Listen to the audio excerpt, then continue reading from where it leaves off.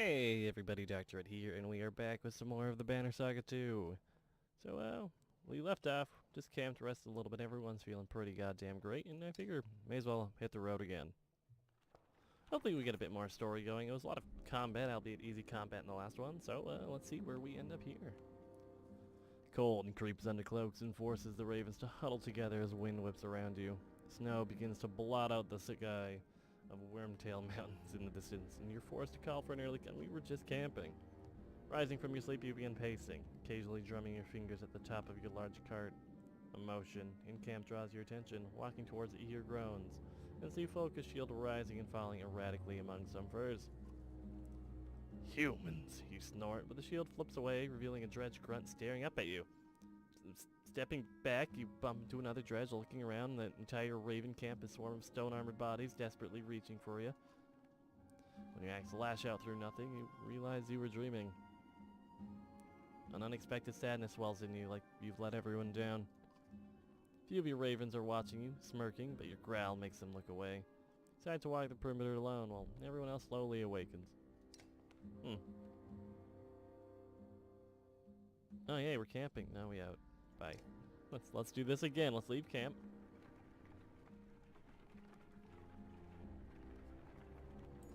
Looks like there was a village ahead. Around to hear you yelling. A harsh voice reaches your ears, followed by the laughter of several others. You hear up Haltloy's Folka, who immediately signals the ravens to fan out and draw weapons. Let's investigate. Over the next rise, a group of 10 haggard fighters and a few varls surround half a dozen peasants in a broken wagon.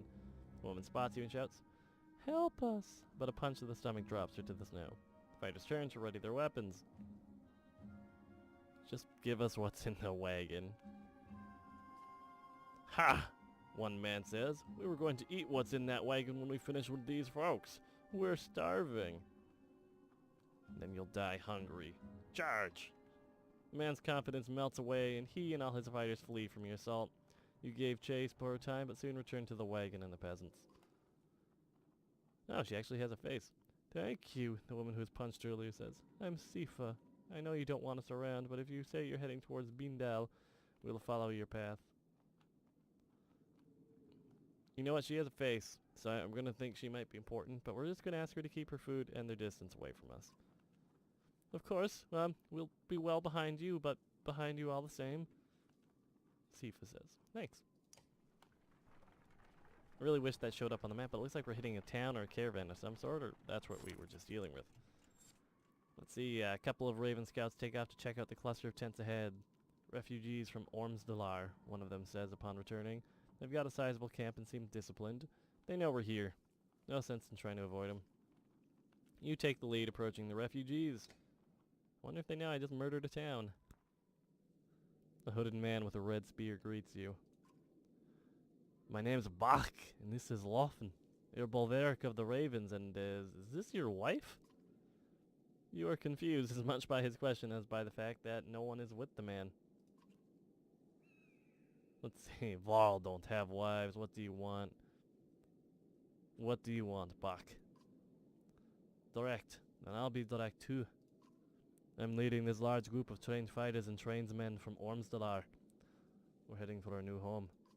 We've done what it takes to survive out here, but they're beginning to lose faith in me. You want us to reinforce your control? No, I want you to take over. Lead us someplace we can live. Lofen and I weren't meant for keeping others alive. I'm assuming Lofen's his spear. We're heading past Bindal, but we'll take you there. What do I get? What do I get in return? For one, we won't... Oh, my friend. Shouldn't have said that. Bach smiles, but no humor behind his eyes. We'll share the food we've collected and fight alongside you should there be need. He stops, confers with his spear. Spoiling you, Lofen is. We'll even spread the word of how great the ravens are. That's fair. I figure we can just take him as far as Bindal. Bach kisses the metal of his spear and smiles. You have my thanks. Oh, Lofen thanks you as well.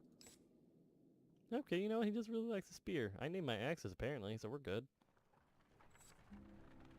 A lot of fighters, though. That's a huge boon to our economy, but also eating away at our supplies. But I think we got the clansmen from the last encounter. The unyielding snowfall is proving too much for the humans who now vainly attempt to follow your large footprints. In truth, the sky and your surroundings lack enough contrast to know where you're going, and it's called... Trees over here, Folka manages to say, motioning with her spear. Foliage blocks from the wind, but does nothing for visibility. With no other options, you burrow into the snow, cloaked in your bare fur.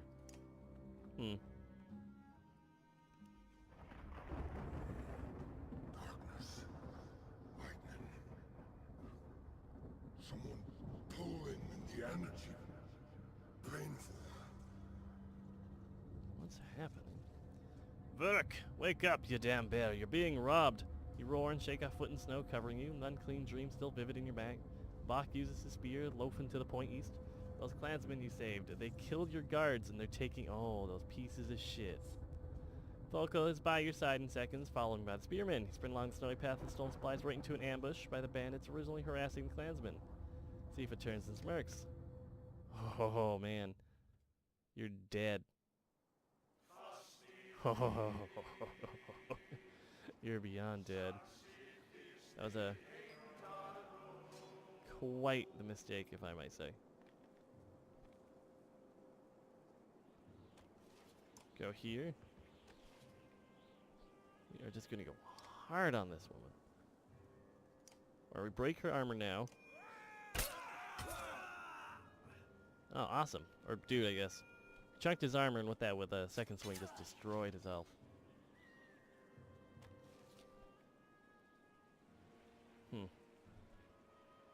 Man over there. Champion. Figure for now, we just move. Use champion. Give everyone a little shield boost.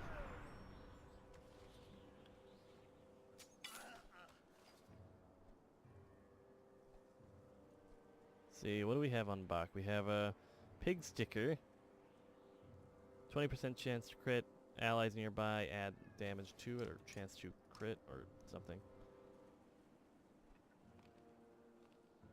Really gotta get moving towards them. That's the shitty part, sort of. I mean, it can't hurt us to actually do something. Break a barrel. We have a spearman here, who is, go figure, able to take an attack. We're going to be chunking this archer woman. Thrasher veteran is being very, very, very intimidating, as we all well know. She has the least armor of all of the people in range. At least tickle her a little bit.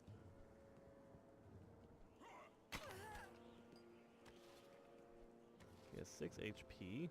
So I can do, move up here. This is going to be using a lot of our ability. He's fun. Call the weak. Hit him for 6. Get another turn. Take that opportunity just to start moving forward. Actually, we can move towards here and deal with this shield man.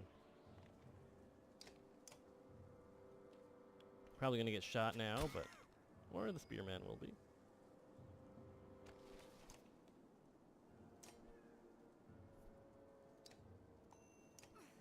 Deal with his armor so our violent berserk here can do all the work. He's probably dead sooner than later, but you know. Move Bach on ahead. I'm gonna start dealing with at least the brunt of the archer's damage.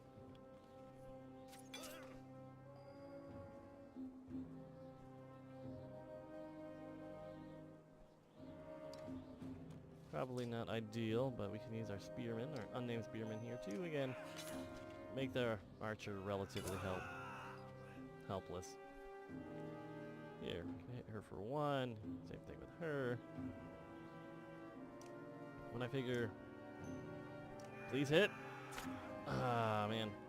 Coin flip there. I should know from XCOM, never go for coin flips. They rarely, if ever, actually work out for you. Attack him. Hit him for 6. Almost down, so he's useless with that 1 power he's got right now. Little shield buddy here is sadly dead. Sifa's the problem, though. I'm gonna pig sticker the hell out of her. Okay, didn't crit sadly, but you know, can't win every time. Sadly though, our spearman here has seen better days. He is gonna be dead as all hell, but we're gonna at least chip away at her armor, if nothing else gets accomplished there. Ah, he lived somehow. Okay, that's good, I think. Maybe. We are getting whittled down, which is starting to concern me. But, again, other than dealing armor damage, he shouldn't be able to do too much to us. Her on up. Champion here. Whose turn is it now? Just generic archer number 3. So we can hit her for 3, 4, 5. I say we just kill her. That's something, if nothing. These people goddamn trying to steal from me? That's a mistake.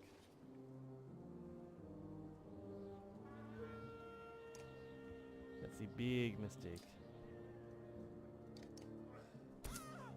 There, she's beyond dead even with that double swing there. See if we can keep our spearmen alive, hopefully. Move on up. Attack him with some armor piercing.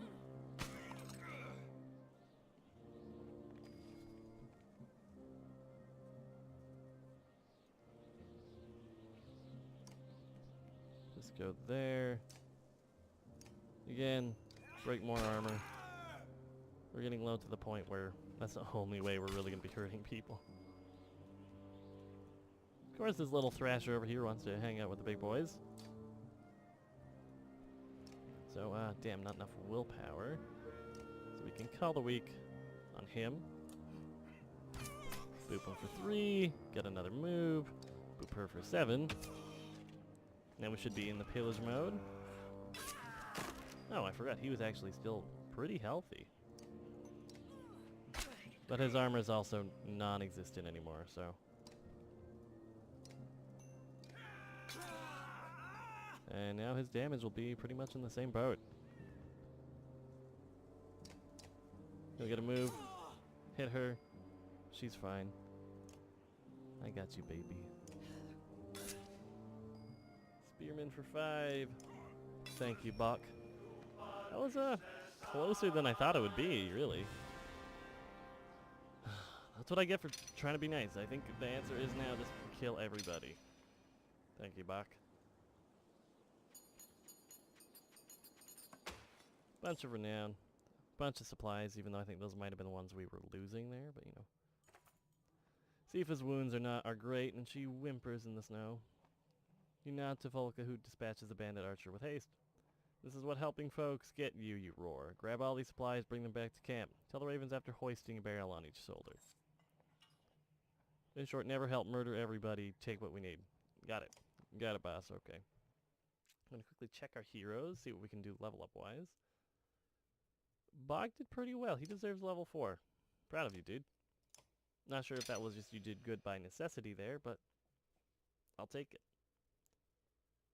I think we do that, make him stronger. I like how his class is just a plain old slaughterer. That sounds marketably scary, sort of. Oh, sorry about that. Didn't realize I had a phone call happening right now. My bad, I'll just have to mute that and deal with that later.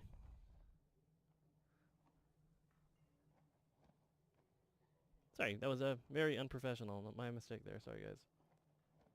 Let's see. After a fight like that, let's see. I'll mute my ringer, and then we can hit the leave button over here this time.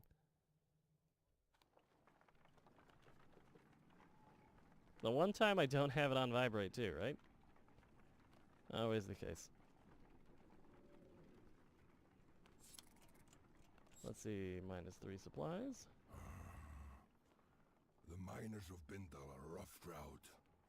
Not a bad place to recruit new blades. Let's see, the old wanderer fights his way up next to you. Can't see a damn thing in this mess. Guess old Erinx hasn't forgotten you yet. Shouldn't you have died already? I don't remember there being much to see. Shouldn't you have died already? Yeah. Far grunts. Soon, I reckon. Of course, these old bones won't be forming any mountains. Brambles, more like. He squints into the distance. There's bound to be more people from Ormsdalar trying to find new home in Bindal, Spar says. Crowded towns haven't always been great for us. Well, what's gotten you worried, old man? Bunch of ravens set loose upon a slew of scared men and women is what? Won't take much to have the guards after us, if they let us in, that all that is. He has a point, but there's little to be done about it. An idea of being around so many others in such a confined space makes you tense. You crave a long hunt and sleep in solitude. Not a people person, my character is, apparently.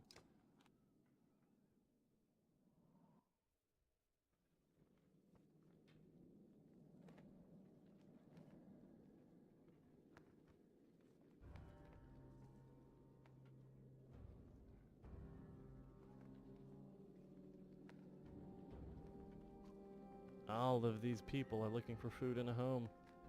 Yeah, I guess we're on the outskirts. It's basically just a refugee camp.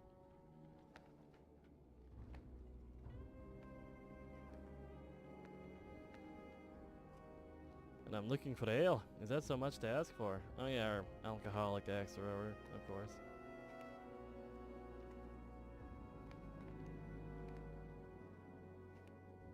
Yep, that's pretty much just a refugee camp outside. These are the walls to the actual city. They look awfully small, truth be told. And that door looks really big, all things considered.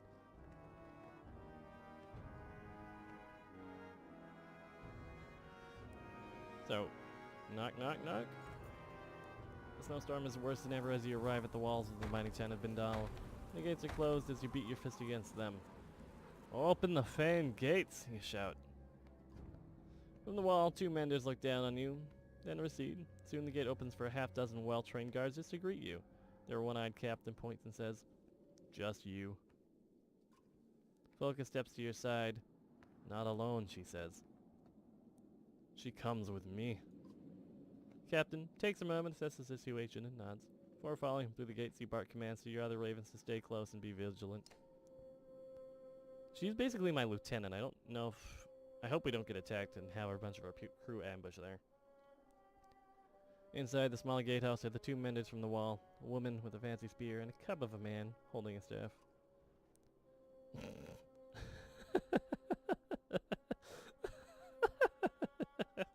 Sorry. Volika Zephyr. Is it the Raven Banner? So it seems... She looks very similar to the person we have running in our party. So it seems. But why here? Why now? Just passing through our way to the Blue River, but this goddamn storm caught us. Plan to come back this way afterwards for more work, but now we need some food and a place to hole up. We brought some people with us. They need a home. I'm sure it felt like the right thing to do, but we're already beyond capacity here. Are you Bulwark? Bulwark Bloodaxe? Hold your tongue, Nickels. Or I'll cut it out. What do you know about me, boy? I've heard all your tales. I can't believe your cold bear cloak is real. Is it true your axe handles are made from your own horns? Oh, Jesus, that's scary if that is true. The old mender places her hand on the young man's shoulders. Wow, I never knew I was traveling with such a legend. You ignore her obvious sarcastic quip. Are you in charge here? Where's the governor? The governor left for Abrang a while back with most of the fighters to settle a dispute. The Mender Council sent me to bring the people of Bindal west as we've heard too many rumors of Dredge. More than rumors. We were in Borsgard, saw Bellower. The immortal Sunder, how did you escape? Immortal was a joke. He's dead. Nikel's eyes go wide in awe, but Zephyr looks pensive. What about the great rift that opened between Borsgard and Ormsdalar?